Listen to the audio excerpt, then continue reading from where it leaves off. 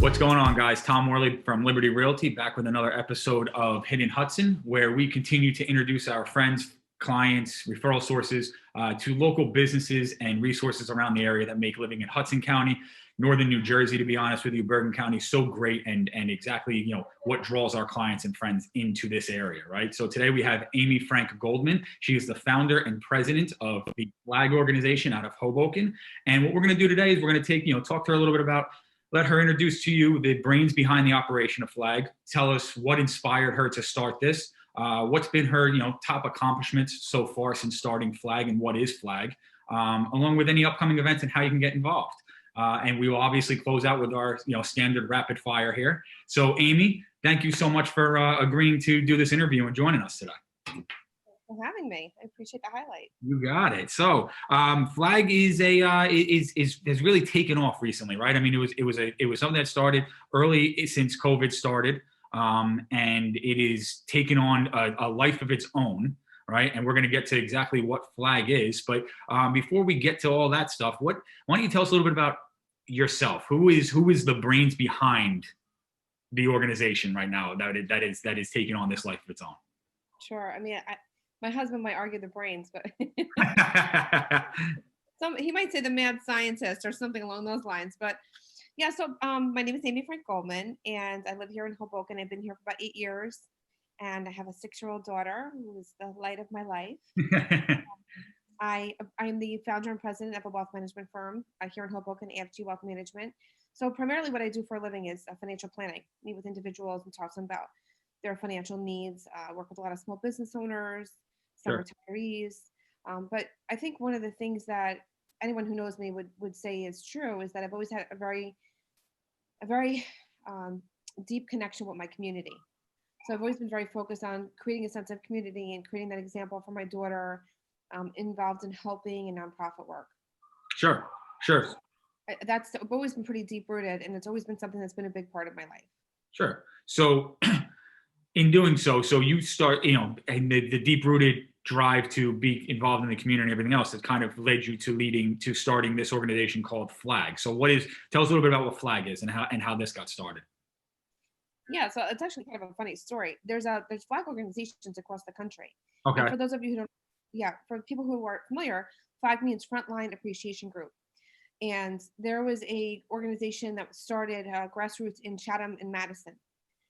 And a friend of mine had shared that group on a Facebook page, and I saw it. And I was actually home with what I believed to be COVID. I was homesick in bed, couldn't talk, couldn't breathe, the whole thing. And I saw the post, scrolling through by myself in the room because we don't want to expose anybody else, right? And I saw this post. I said, well, this is really interesting. And I had known a lot about the Hoboken community and how it had responded to what happened with Sandy. And you heard the stories about people inviting strangers into their homes and charging phones for people. And, just really the way the community came together during that time. And I was like, wow, this is something that, like, not only is Hoboken the kind of community that could really run with this, but also we were across the river from ground zero. I mean, by a mile, New York City was the hardest hit in the country. Right. And I was like, the need is here. Like, you saw the numbers, and Robbie was posting them regularly.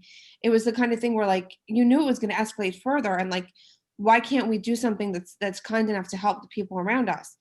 And there was 2 things about the FLAG initiative that really kind of caught me. The first one, obviously, was to respect and be grateful for the frontline people who are literally putting their lives on the line to help. And also, in a lot of cases, the last person to say goodbye to somebody, right? Because this disease is so cruel that you can't even have your friends and family near when you're sick. Sure. So that was the first piece of it. But the second piece of it is, one of the things that's so amazing about Hoboken is all these little mom and pop shops, whether it's a restaurant or a boutique or a hair salon or whatever it is, and they're all independently owned. This is not chain city, which is one of the things we love about it. It has a heartbeat of its own, a character of its own. And I know so many of these restaurant owners, and I knew that they were struggling. You go from that place where you're operating 7 days a week, breakfast, lunch, and dinner, or lunch and dinner, whatever that, like, the structure was, to not being able to serve people at all. And going from serving food in your restaurant to being only delivery, and Sure. trying to figure all that. Everybody was reinventing themselves. So I was like, you know what? We can support all these restaurants and we can support the front line at the same time. So I threw it out there, and honestly, I thought we'd raise like $3,000 or $4,000. I did not.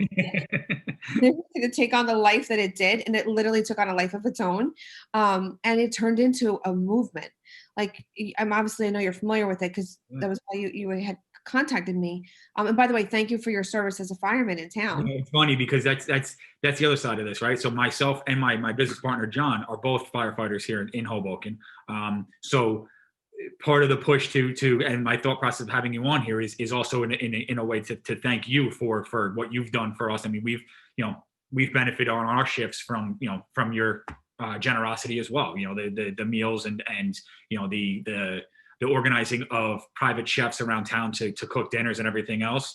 Shout out to Casey to cook and Julie, whose dishes were absolutely off the charts every time that they dropped them off to us. So we've absolutely benefited from your your stuff as well as you were nice enough when I reached out to you to make sure that my sister-in-law, who's a child life specialist out in Newark and got burnt out of her apartment and everything else in the beginning of COVID. You were kind enough to make sure that she was taken care of when she was, staying with friends. So I've seen the work firsthand that you've done, and that was part of the idea of having you on as well. Well, thank you for that. I would say that for me, it was a gift, and I'll tell you, this community is so generous that I would not have been able to do all of the things that I was able to do without the generosity of people that literally, I got phone calls from people, and being a financial planner, obviously tax write-offs is a big thing for me. Right. And they were like, we want to donate $2,000. I'm like, but I just want you to know it's not tax deductible. Like, I don't care. And I was like, yeah, this isn't a tax shield yet. Yeah. We weren't a 501c3 and we still are. We filed, we're in the process. Right. But the thing that was just I was awestruck by the generosity of people. And I was humbled by the fact that they had given me permission to be the vehicle to make this go forward. Sure. So it was humbling for sure. Sure. So, from that time, you started this organization, like you said, back in, the beginning of the COVID times, right? So, back in like March and April.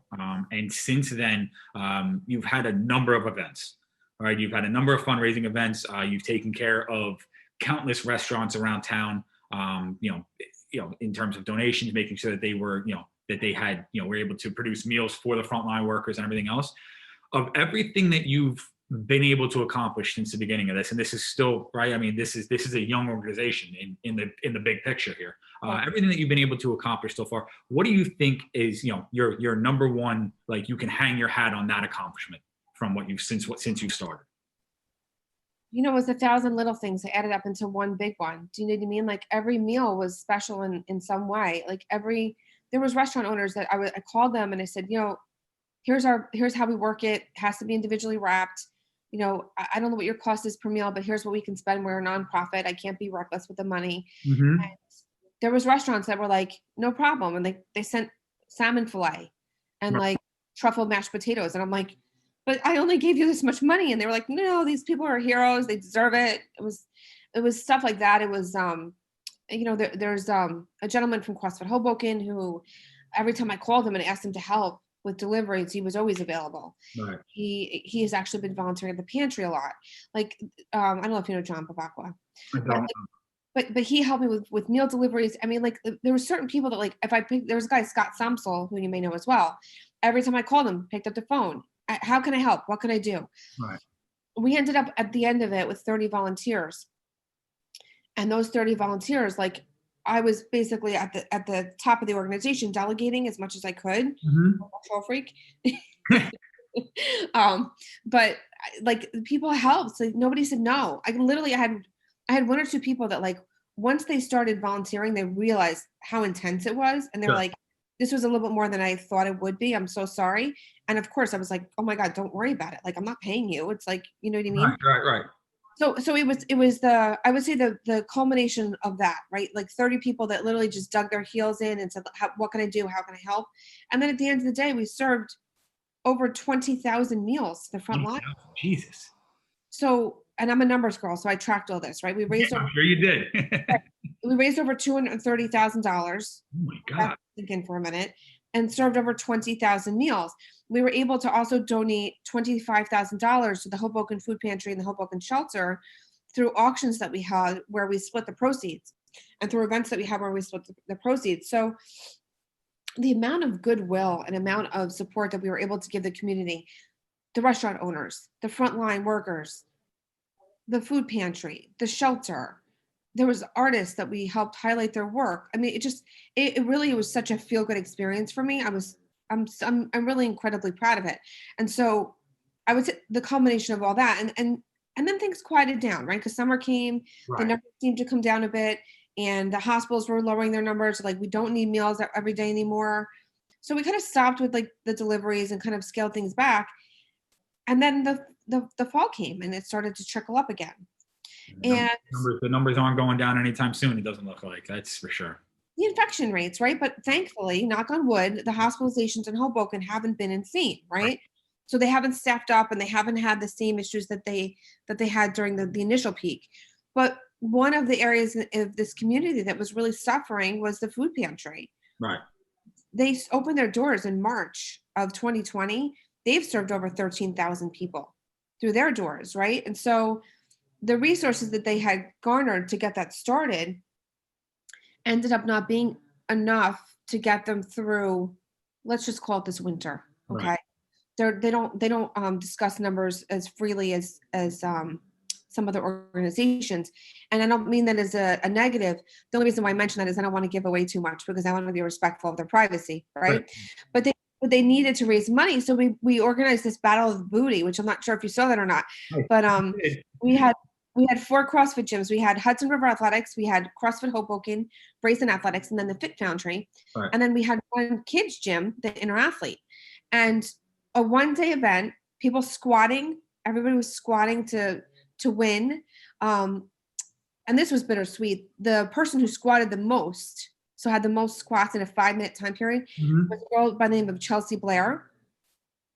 Works at Hackensack Meridian. She was a frontliner who got a meal from us during the initial flag days. So it was like kind of like a full circle story, right?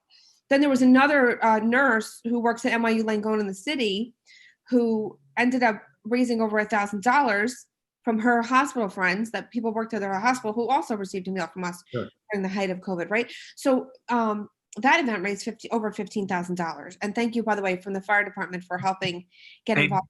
And who won the fire department versus police department squad off competition? So this is where it gets really fun, right? The fire department definitely won, but I will say that Coach Nadine who was involved in that little heat, if you will. Beat them all. She beat the boys. I was very proud of her. She did it. So it was a lot of fun. People really embraced the event. People want to do it again next year. They're already talking about like, how can we do this again? So, it's hard to say there was one particular thing, but I will say, like, driving around town and seeing the "We Love Our Frontliner" signs obviously makes me feel very proud. Yeah, and well-deserved, a well-deserved, feeling of pride. It's what started as, like you said, raise a couple $1,000s, and we'll see how this works. To what it is today. I mean, you said, what was it, $230,000? Over 230, yeah. That's insane. In a matter of what, 8 or 9 months? Like that's crazy. I mean, you ready for this? The donation stopped basically when summer came. Okay. Which was understandable because we stopped doing deliveries, right? But those donations came within. We started March 30th, so April, May, June. That's insane. Like to think about the people, like, because you referenced back to, like, Hurricane Sandy, and I was here for Sandy. Yeah. My in-laws were living on 11th and Bloomfield at the time, and my now wife and I ended up having to move into their apartment because my apartment got flooded out. I was back on Madison Street. My apartment was wiped out. It was done. The building was. Luckily, my apartment was not, but the basement had 4.5 feet of water, and it couldn't live there. Power out, everything else, right? So strangely enough, 11th and Bloomfield was one of those blocks that never lost power, right? Most of the city lost power. 11th and Bloomfield never lost power. So I remember waking up in the morning, dragging the table out, dragging the coffee maker out, and the power strips, and setting up the charger, setting up the coffee maker. And you're right, like it was a glimpse into just how strong the community is in Hoboken. right? And you know, you look at now the way things have happened since, you know, with your organization, everything else, right? It again highlights just how strong the community is as a whole, and how quick everybody in Hoboken is to step up to the plate, and take care of each other when the time comes and when you need to be. You know, but none of them more shocking or, you know, or crazy than the fact that, let's recap here, you run your own wealth management firm, you have a young child, 6-year-old, right? And you're dealing with all the family stuff, and your husband must be an absolute goddamn saint for dealing with all of the stuff that dealing with the flag stuff, and because your life must have taken on, I mean, what started as small, it must just be complete chaos. So nobody deserves more credit for everything else with all the stuff that you've got going on in your own life to put the cause, you know, in front of all of that, and still push through, and the amount of stuff that you've done, it's really incredible. Thank you. Yeah. So can I make one plug for real estate? Sure, go ahead. Yeah. So I have this conversation all the time. I have a 6-year-old, and as our children get older, the number of children that she knew as a baby dwindles, right? The families move to the burbs, they make their transition. Right. And everybody's like, oh, what about you? When are you going? I'm like, I just raised over $200,000. People are amazing. How do I leave? Like, how do you leave? You can't duplicate this. And it's that, to me, that if you're looking for a place to live, that's in itself just such a testament to Hoboken. You know, and it's funny because my wife and her whole family they were all born and raised in Hoboken, right? So they've you know, right? They're old school Hoboken, and they've seen it all, right? A lot of the guys that I'm friends with on the fire department, most of those guys are all, you know, old school Hoboken guys, right? A lot of them have since moved out to the suburbs and everything else, and taken their family elsewhere. But it's amazing how in such a large city, right? And my wife's family talks about how, like, you know, back in the day, everybody knew everybody, right? And it was such this like tight knit community, right? And while it's built up all of this stuff, right? I mean, there's the city has clearly changed, right? Well, it's still built up. The community, the feeling of community, the feeling of pride of the city is still absolutely there. And you're right. Is you look at it and you go, man, you know, how do you leave this, right? Is how do you leave? And people that are going to the suburbs, I get it. I understand why people are going to the suburbs. I've helped my clients move to the suburbs, move out of here and go to the suburbs and find houses. I get all of that. But at the end of the day, I mean, listen, this is a life event market, right? If we're going to talk real estate, right? In the big picture, it's a life event market, right? This isn't a market crash like 2008, right? This is once the vaccine comes out and things are going to get back to normal, this market will recover, right? Yeah. And when the restaurants recover, and when the market recovers, and when everybody gets back to work, guess what?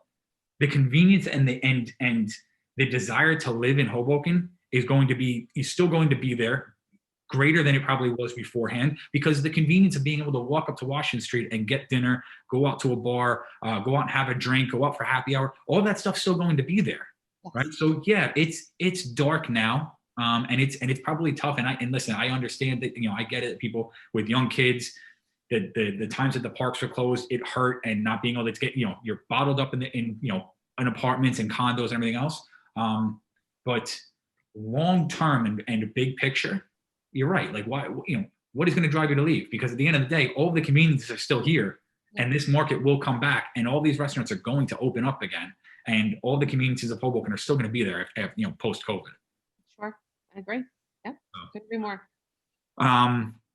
So with that, you know, with the getting back to the flag stuff, and the organization, what are some of your upcoming events that you have going on, and how can people get involved? And where can they donate and things like that? Yeah, so we're actually partnering on a toy drive. Okay. With 2 organizations in town. Okay. It hasn't been formalized yet, so I won't mention the other organizations. Sure. But they can donate the same way they always have, to the flag, either PayPal or Venmo. Okay. What we use those funds for is to buy gifts for children in Hoboken and Jersey City. So just like the flag name says, Flag of Hoboken and Jersey City, that is our focus. Primarily, most of the organizations that we're servicing are here in Hoboken, but there are some in Jersey City as well. And really the focus is, this has been a really hard time for a lot of people. We talked about the food pantry before. Sure. Homelessness is up, I think, 40% here in Hoboken. There's a lot of things going on in town that are really challenging. And parents who had dual income that, maybe they work in an environment where they can't go back to work right now, or maybe they were out of work for 3 or 4 months because of COVID. They just don't have the means or the resources to buy Christmas presents, right? Or we'll just say holiday presents and keep it PC, right? Yeah. That child, every child deserves to wake up on Christmas morning with a present. Right. So that was the motivation for getting involved there. And people are like, well, what does Christmas presents have to, or holiday presents? I keep doing it. What do holiday presents have to do with the Frontline Appreciation Group? And really what FLAG is kind of morphing into now is our new name is Hoboken Unified Giving. Okay. And when the 501c3 has been filed, we'll do the branding change and all that stuff. It's not official yet. But Hoboken Unified Giving is really about giving to this community. And it's really about giving to where the need is. So for a very long period of time, there was a very intense need for the front line and for those restaurants, and we did that. As of most recently, obviously, there was a very large need for the food pantry, and we did that. Mm-hmm. Right now, we know that there's a lot of kids that may wake up Christmas morning without a present. And that is just something that I couldn't live with if I didn't at least try to help kids. Sure. So It's you talk about the parents that have been out of work and everything else. The hardest part to wrap your head around with events like what you're running now with the toy drive, right? For me personally, the hardest part to wrap your head around is kids don't wake up with the presents and everything else, and they're dealing with this at zero fault. Like my wife's a school psychologist, right? Zero fault of the kids and everything else. The kids are going through, the parents and we as adults are going through a lot of changes and trying to battle the COVID fallout and everything else ourselves. But the kids are dealing with it in their own ways as well. And that's what is hard to wrap your head around, is these kids that have to deal with this. And, essentially, I mean, we could grow up in a hurry, right? I mean, this is stuff that you and I never saw, right? I mean, this is stuff that we never had to go through. And these kids are getting crushed and dealing with the fallout in their own ways. And it is tough. And it's cool to see that, you're getting involved in that, because at no fault of their own with the economy and everything else, and parents getting laid off because of this, the kids have suffered enough. So if there's ways to try and take something off of their plate, that'll go a long way. I couldn't agree more. One quick thought here. And this is one of the reasons why we got involved with the food pantry, right? Sure. But I talked to Tony a lot. I don't know if you know Tony Tomarazzo, but she obviously started the food pantry, and she's the head of the food pantry. She's a great person, amazing person. And she told me a story about a family that called her and said, we have 2 boxes of macaroni and cheese left in the food pantry. How do we get on the list to get food? And you think about that, and it's just, it's hard to imagine those families trying to get Christmas presents. Yeah. No, it is. It's tough. And it's crazy. And to think about those families, and this is why this is why people like you are important, right? And this is why organizations like FLAG or Hoboken Unified Giving, are so important to the communities in which they serve.